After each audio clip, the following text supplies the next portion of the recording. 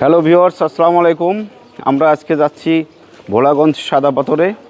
আমরা অনেকবার সিলেটে আসা হয়েছে, অফিস আছে আমাদের যেহেতু সিলেটে, ভিসা বয়েল ইন্টারন্যাশনাল বাংলাদেশ। তো এটার সিলেট ব্রাঞ্চে আমরা প্রতি মাসে একবার দুইবার আসি। তো আজকে আমরা আসলে একটু যেহেতু হলিডের ভেতরে আসছি, একটু ঘোরাঘুরি করব, তো এই কারণে একটু ভোলাগঞ্জ সাদা পাথরে যাচ্ছি ঘুরতে। তো আমাদের সাথে আছে বিজয়, আমাদের সাথে আছে আর জে ভাই, হাই বলে দাও। হ্যালো। আমাদের সাথে আছে ফয়েজ ভাই সিঙ্গার, আছে তানবীর ভাই। হ্যালো। তো দেখা যাক আসলে সাদা পাথর কেমন, একটু এনজয় করি। আর যেহেতু সিঙ্গার নিয়ে যাচ্ছি, আমাদের সাথে সিঙ্গার যেহেতু ফয়েজ ভাই আছে, তো সুন্দর সুন্দর গান হবে। তো আপনারা গানগুলো শোনার জন্য আমাদের সাথেই থাকুন এবং আমাদের পেজকে লাইক, শেয়ার অ্যান্ড সাবস্ক্রাইব করুন। সুন্দর সুন্দর মনোরম দৃশ্য দেখতে দেখতে মাঝখানে একটা মিছিল দেখতে পেলাম। মিছিলটাকে অতিক্রম করে আমরা ভোলাগঞ্জের দিকে চলে যাচ্ছি।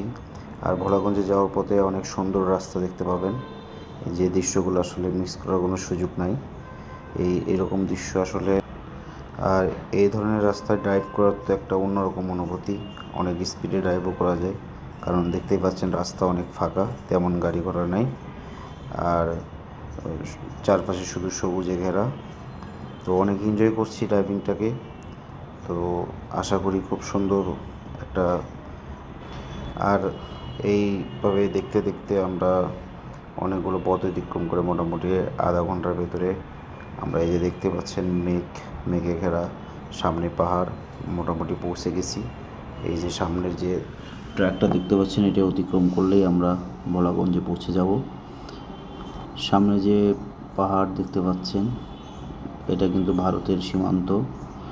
ওই পাশে ভারতের সম্ভবত আসাম, মিজোরাম পড়েছে ওইদিকে। তো এই রাস্তাটাকে করে যে আমরা ডান দিকে যেতে হবে, ওখানে আমাদের গাড়ি পার্কিং করে তারপরে সেখান থেকে হয়তো বা নৌকাতে করে আমাদেরকে কিংবা ট্রলারে করে যেতে হবে।